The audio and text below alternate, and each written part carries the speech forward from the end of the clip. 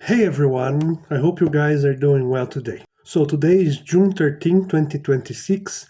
The World Cup is starting and today is the first game of Brazilian seleção in the World Cup. As a Brazilian, I'm very excited and I wish Brazil to go well on this tournament today and doesn't embarrass itself as it did in the other editions of this tournament. But to take advantage of this climate of football, of soccer, of worldwide congregation to watch football, I want to share with you two essays today that I published recently on my blog, The Brazilian Mutt, and on my personal blog in Portuguese and Medium and Substack and all of the other social media designed for texts. So the first text I want to share with you guys is called The Postmodern Cough of Neymar Jr. or Neymar Jr.'s Postmodern Cough. For those of you who don't know Neymar Jr., he is I wouldn't say he's our best player, but he is our most famous player, He's already in the end of his career.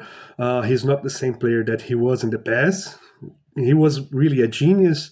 Okay, everyone who watches football will agree with me that in his peak, when he peaked, he was one of the best players in the world, and he would have the potential to surpass Messi and CR7, but we're getting off ahead of ourselves here right now. What I did in this text and why I'm sharing here with you is because I think that there's a very postmodern aspect to Neymar Jr.'s trajectory and to his moment right now in the World Cup. I would like to share you some of the reflections here in this video, that some of the reflections I made in the text, but please go read the text for full if you want to see the full reflections, because it goes way deeper than this video can ever go to. We only have about 10 minutes here, and in the text, well, it's over 5,000 words.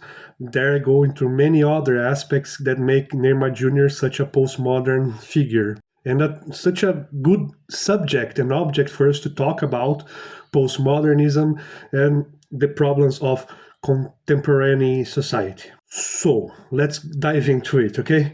Neymar Jr., he's, for those of you who don't know, he is going to the World Cup and his cough, is injured. He has it's being debated in the traditional media here whether it's an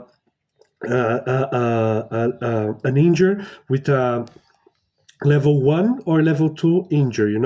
If it's a level 2 injury, but either way, this doesn't matter, right? Because in the hyperreal reality, that both Rila and so many others, Foucault, Deleuze, Guattari, so many of them talked about, in the postmodern world, the health of a cough is not really what matters. What matters is the ability of that cough to generate debate, right? And that's why Neymar Jr., even though he's injured, he is going to the World Cup because his cough, even though it is injured, is capable of generating debate. And generating debate is more important in the postmodern world, in the world of postmodern football, than to score goals, or win matches. That's why Neymar is going to the World Cup, even though he is injured. That shows the degree of power of Neymar Jr. in Brazil and in the seleção and in the footballing world, right? He has a bunch of power both in the micro relations of power, and that translates into the macro relations of power. In the micro relations, he is the most experienced player. The other players look at him and they idolize him. And in the macro relations, he's a brand. He's not just Neymar Jr. He's not just a player. He's a brand. He's taking a whole commission with him to the World Cup. He is an event just by being himself. You know what I mean?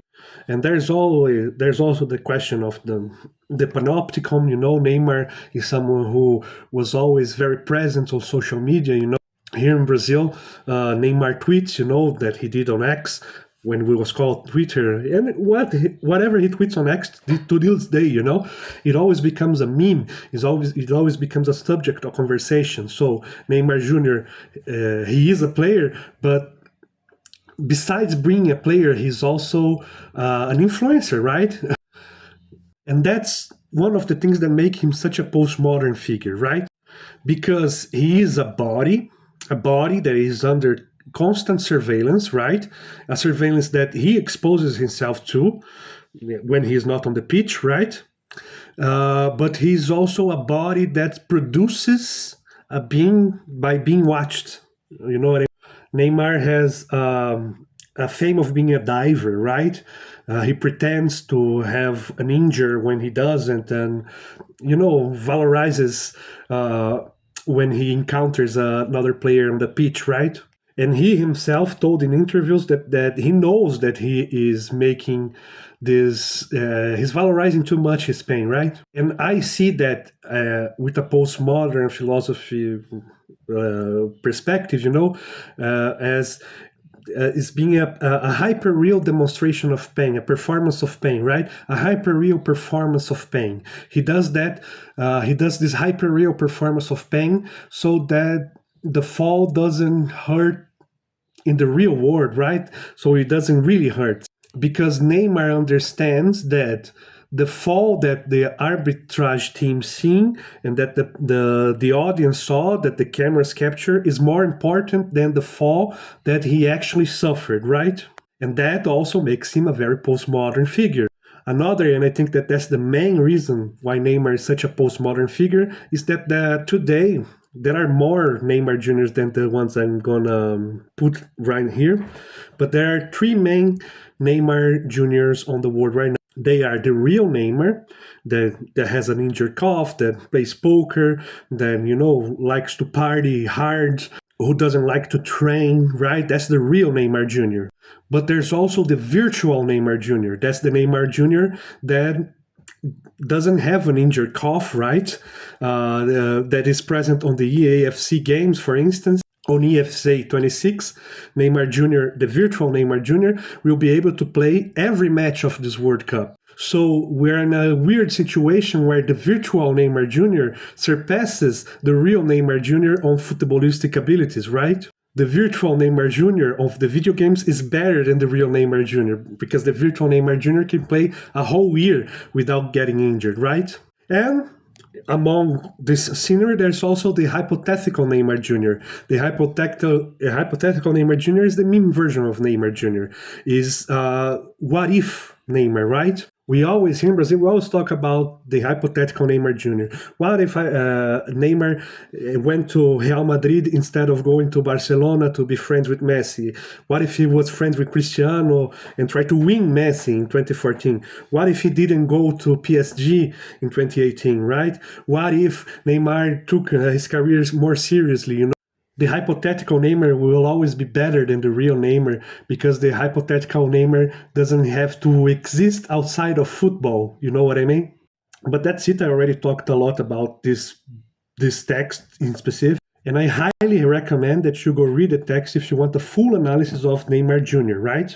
He's a very interesting subject, a very interesting object of study. So go read. I'll leave the link here in the description for it. But that's a long essay, right? For those of you who want something shorter, I have a shorter text, and this text is called Why Football is the Most Hegelian Sport Ever. And there I try to mix football, soccer for those of you from India and from the US, with Hegelianism, right? I know the things that they probably been mixed up together before, right? It's not some ingenious idea. But in the text, I talk about how the idea of the refereeing team and the VAR, video refereeing, they are a kind of absolute spirit of football. When the referee reveals his decision on the virtual arbiter, he is the spirit of absolute football conceptualizing itself. It's football conceptualizing about itself, It's a trip. The second text is also a trip. I'll leave the link here in the description. Please go read both. In this channel, we like to tell you to go read things, right? Because we value reading a lot. So that's it. We're hitting the 10 minutes mark. I hope Brazil goes well in this World Cup. And please tell me in the comments, where are you from? What country are you rooting for in this World Cup? Who do you think will win this tournament? I think that France is the big favorite this year. France or Spain. And that's it. Thank you for watching. Go read the text in the description. Bye.